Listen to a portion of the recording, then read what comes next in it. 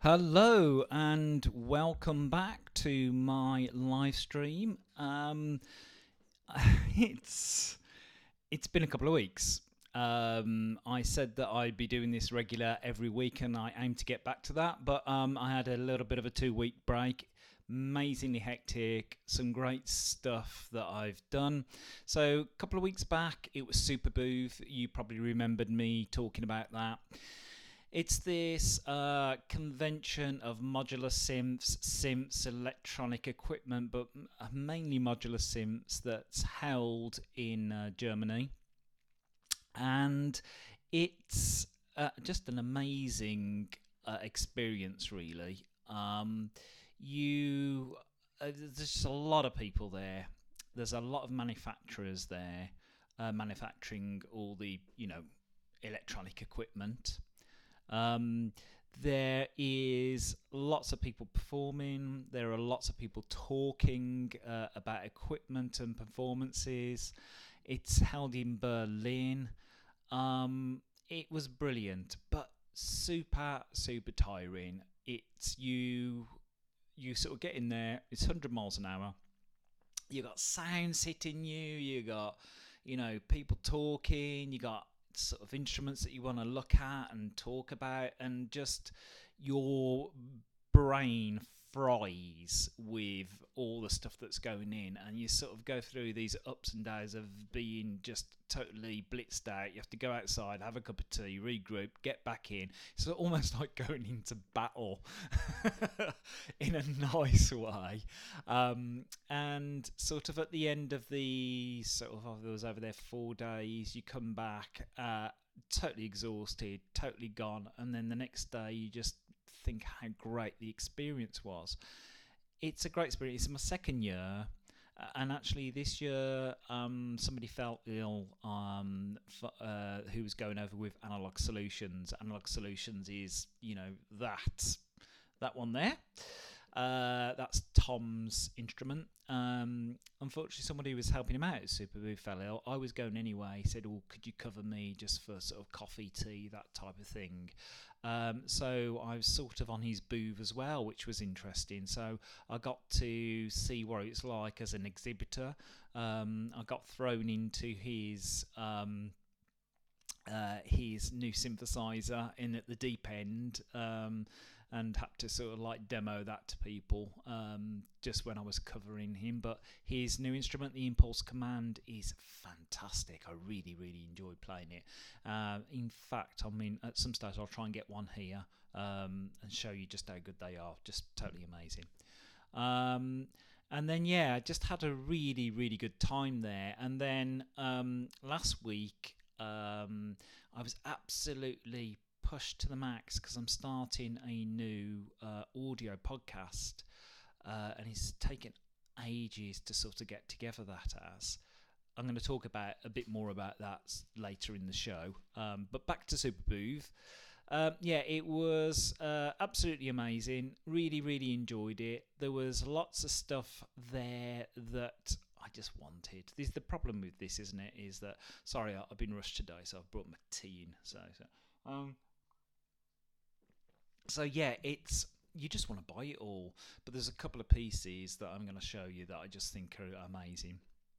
Which brings round to me to the dichotomy of my channel, really, because I was speaking to a good friend. I asked him to watch it a couple of weeks ago, and he used to run a gallery that I used to show at years ago, which was a fantastic gallery in Birmingham, and we really hit it off because we like the same music, we are into the same stuff, a lot of philosophies are the same. So whenever I talk to Terry, it's just like 100 miles an hour, la la la la la la. It's great talk, and then we probably won't speak to each other for a month. But I wanted to just get his take on it, and he said, "Well, I quite like it, but sort of the modular stuff and the symphony stuff and that loses him really, because although he's big into music, he loves his music, he's not really into music production." And he was just wondering whether that may put people off. So I'm in a bit of a dichotomy really with this. So just put your comments in the stream. whether you want to see more art talk or whether you're interested in sort of the modular synth journey that I'm on, and that interests you as well. Because I'm not too sure whether the people coming here are just, people who like art and want to see what happens within a week within an artist, or whether you're coming here because you're interested in modular and I'm an artist that's digging down deep into modular. And there's my problem, is modular is my life at the moment, creative and artistic wise. It's deeply immersing myself in the people who create music with modular and collaborating with them to paint, but immersing myself in the instrument side of things and trying to produce something sound-wise that I feel can run alongside and enhance my physical art, whether that be painting or sculpture. So I sort of feel like I have to talk about it because, I'm trying to portray what artists sort of do and look at, and what what a general week would be, in an artist's life almost. And when you, I think, are in projects, it sort of dominates your life. I mean, it sort of overtakes it. And especially if you've got certain sort of big projects that you're digging down and trying to get as much out of, it sort of encompasses all your creative life, really. So anyway, just put in the comments if you feel like you'd like more on the art side, or you're quite okay with me waxing lyrical about modules that you might not know anything about. So what I'm going to say is I was on the lookout for things to enhance the setup that I have there. It's not completely finished. I've done some stuff on it. I'm getting the hang of it now. I feel like I'm finding my voice a bit with it, but there's other stuff that I need for the setup. And there was this one piece of equipment at Superboo that I think is going to change a lot of things for me. It means getting rid of probably some of the stuff in there, because this piece is about $1,500, and that's I could only afford that by getting rid of some of those modules, to be fair. But it's an awesome piece of equipment made by this man called Vlad, who is an artist himself. I mean, I think that's why I really sort of connected with it. And I was talking to a friend the other day, Carl Schwischer. He's aka Dark Sparkler. He's produced some really good music. I've listened to him on Bandcamp. But I remember talking to him about a year ago, and him saying he'd put a pre-order in for this Pulsar, that we were talking about. And I remember after that, I reached out to Vlad and just said, look, I love this. I love what you're doing. I love the art. I wrote this really massive email, actually, just about, art and what I do and what I'm trying to achieve. And then in that email, I said, could you put me on the list for the Pulsar? And getting back from Superboo, I just thought, God, I wonder if Vlad has put me on the list or not, because it was such a long email. And I think it was July last year I sent that, because seeing it at Superboo just cemented it in my mind. It's just an amazing thing. It's a drum bass synth, but you can take it in all directions, and what it's very good for is experimental music, I think, and taking sounds into different sort of dimensions, then bringing it back to this rhythm box. Now I've got Addy Famine there by Moog, which is like a sort of a drummy type machine. I went for that because it's not your standard type of drum sound. I was always looking for this tribal drum sound, and the DFAM gives you that, but the Pulsar 23 just takes that and blasts it out completely. It's got loopers in, so you don't have to sort of be tied to any grid-based sequencing, but you can sequence it as well. And I've got this feeling. I mean, I love the continuum. It's brilliant. I'd never get rid of that. It's a piece of equipment that I've connected with. It feels like you're pushing those electrons in. That's wonderful. but I think that the Pulsar 23, my looper or a couple of loopers, good effects, and I really think that's a massive performable instrument just there. I don't think I need to keep going down the road of tons and tons of modules, really. I think that might get me there. There's a couple of other things I want, though. Some sort of loopers, recorders. There's another thing that I'll quickly show you these things. That's like a simulated reel-to-reel tape in a little module. Just that. I've been waiting for something like that, so I think I've got to get that. But those are more the looping sort of side of things, and I've got this feeling I'm going to be using my modular for effects and audio looping stroke sampling, then using for sound sources maybe the Pulsar 23, the Continuum, and a couple of other little things here and there. Yeah, it's just amazing. So anyway, let me just quickly show you a couple of these things. If you're into modules yourself, you'll know that what I'm talking about. But this is the Pulsar. This is on Ben's channel. So I'll just play a little bit. Hopefully I won't sort of get busted for copyright. So yeah, if I talk over it, hopefully they won't pick up the algorithms. But he's just looping there, and it sounds quite drummy, but when you get further along, it's just taking it into totally different territories. So that's Ben in there. Sorry, Ben, for showing you a video. Hope I don't get any copyright strikes on that. But yeah, that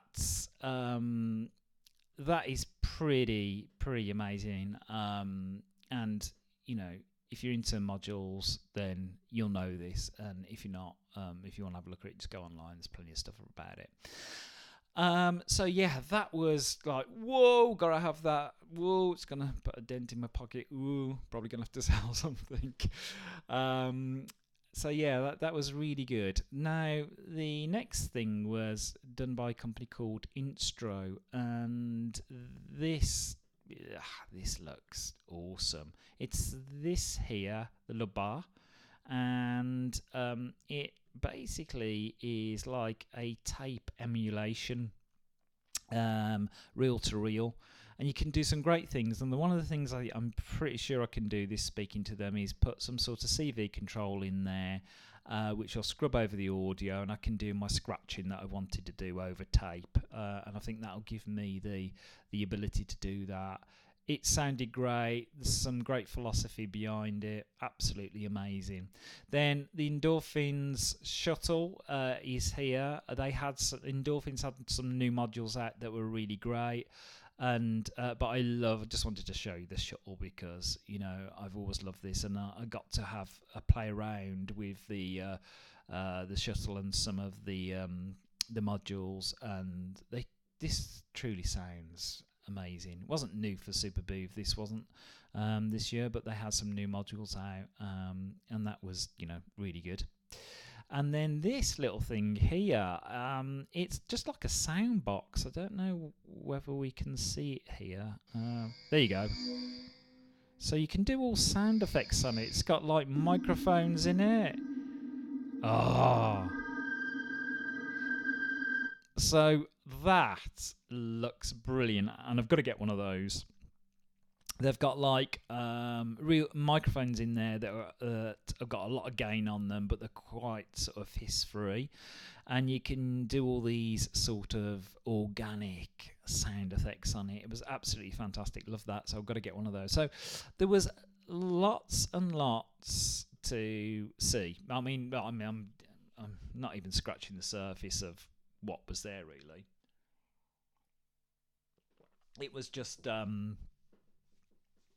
amazing, the amount of stuff that was there. So yeah, I've got my idea of where I want to go now, and I can't wait for next year for Superboo. It's brilliant. It's just I'm definitely going to be there all the time. If I can get my hand on a Impulse Command from Tom, and he's out of them at the moment. I'll show you one of those because that thing was absolutely amazing. The first day I got there, I was on it, and I thought, how am I going to, in a couple of hours, I'm going to be able to show this to people I don't know, I mean, Tom built it, so he knows all about it. But it was a type of thing that you just got in and you played with it, and it was really natural, and it was just getting all these rhythms. It sounded like about 4 or 5 synths in one, bouncing stereo around because it had a stereo filter. Beautiful. So yeah, Tom, I think that's the best thing that you've done, mate. It's been really good. So that took I was there 2 weeks ago, Thursday I was there, so I couldn't do my sort of vodcast then. And then last week I thought I'd catch up, but I was catching up from Superboo. I was absolutely shattered when I got back from Superboo. And on the Monday, I was just like, ugh, come back on the Sunday. I was just like fit for nothing on the Monday. Didn't get everything done that I wanted to. And then we're trying to get this new podcast up and running. And it's quite important for me because I wanted it to, the idea, I've had the idea for ages, but I moved forward with the idea, asking people to be on it December and trying to get everybody together for it. First person I asked, because I think he's brilliant, is Ben Wilson, aka Div Kid on YouTube. He doesn't know so much about modules, music production, that type of thing, and of course that's part of the podcast that I want to talk about. If I show you the website that I've put together for it here, there you go. Let's just move that up a bit. Esoteric Modulation, that is the name of the podcast. It'll be audio only, although we are thinking of sticking it on YouTube with just an image over so people can listen to it if they want. Basically, the format of the show is news roundup in unusual electronic equipment, what's going on generally in the sort of modular side of things. Just a quick recap, because a lot of people do news, but then we'll go into Modular Hotspot, which will talk about interesting modular equipment. This is the big one I'm interested in, esoteric equipment. I mean, that Pulsar 23, I think, comes under that.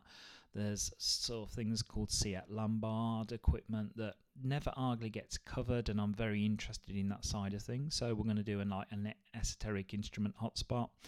We're going to do arts project hotspot, looking at audio, visual, slicing music sound with other art forms, and just bring a light to things that are going on within that scene, because obviously, that's sort of my artwork too. We're going to have some listeners' questions as the shows go on. We're going to feature a artist on Bandcamp and let people know any up and coming sort of venues, or like Superboo, let people know when that those type of events are coming up.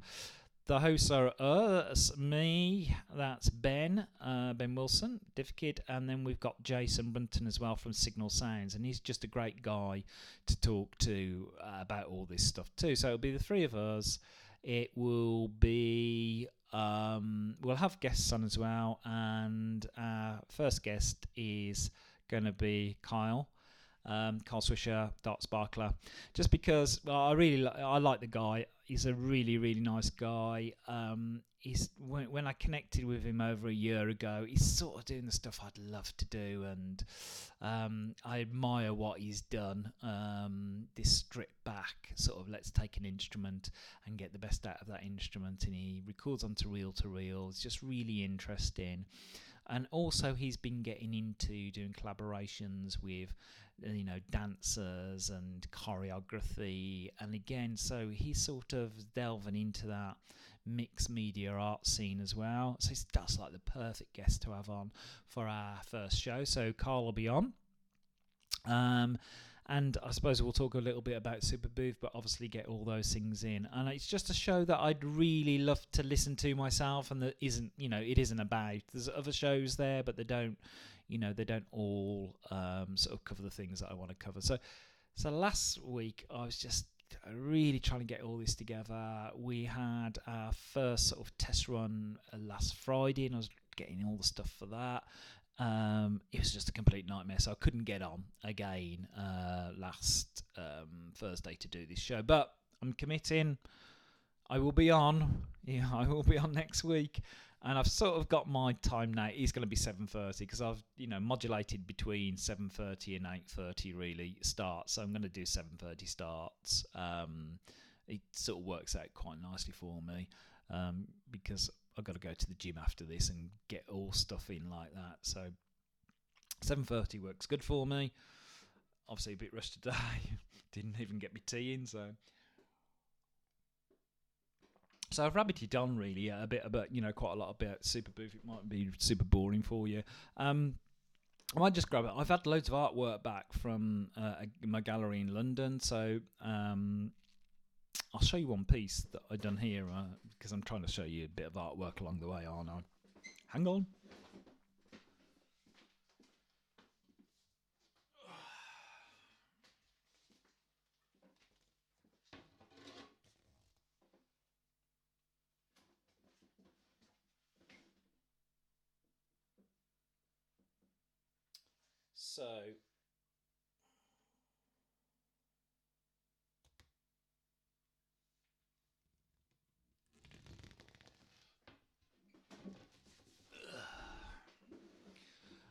So, I look like a ventriloquist with a piece of artwork on my lap. Then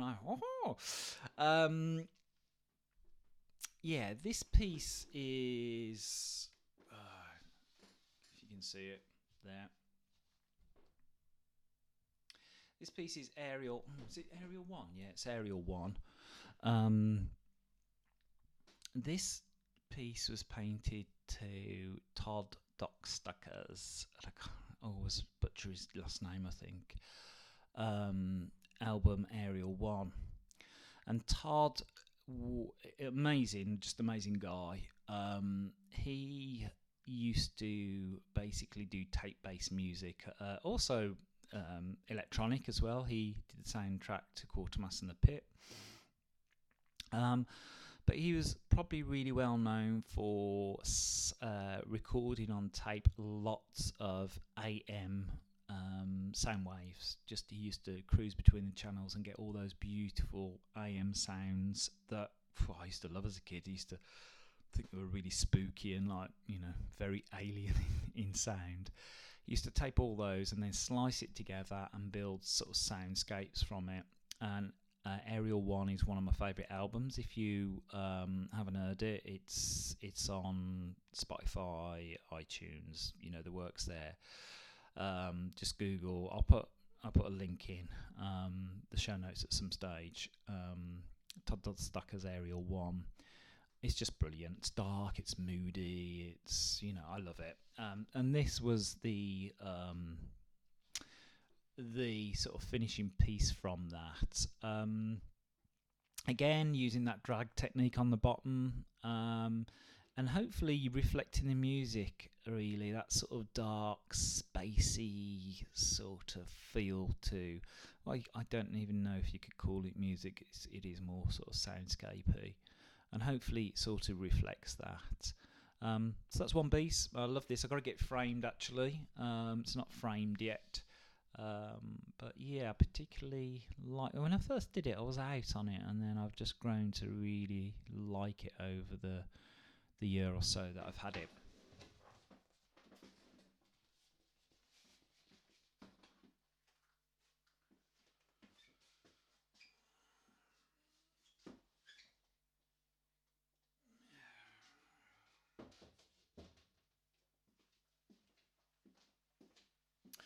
So yeah, I've got tons of other stuff around, and next week I'll show you some of that stuff as well, and you can have a look at all the different techniques.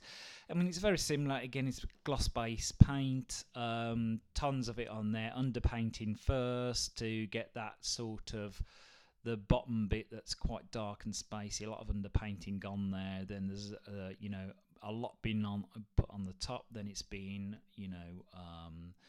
sort of from lying down on the floor, being put straight up like you see in my video at the beginning. The paint drips down, light back down, scrape back into it. It's that type of scenario with it. So yeah, it's a piece that's really grown on me, and particularly love Tod's music as well. So, well, wow, I've been rattling on for 25 minutes. I keep it to half hour, so I'm sort of going to start wrapping it up for you, but I will keep you up to date with the podcast. It'll be audio only. You may or may not be interested in it. If you are here because of the modular stuff, it'll be worth a listen. It should be out sometime next week. We'll try and advertise it on Instagram, and you'll be able to sort of hopefully search it in your major sort of podcast, whether you use iTunes or Spotify or whoever you use, your podcast host, you should be able to Google it in that, or Google it, search it in that, and find it hopefully. So if you are interested in that type of stuff, have a look at that audio podcast. I've done it audio only because I love the audio format, especially if you're driving or you're working or you're doing something. I just love, audio only and to consume my information that way.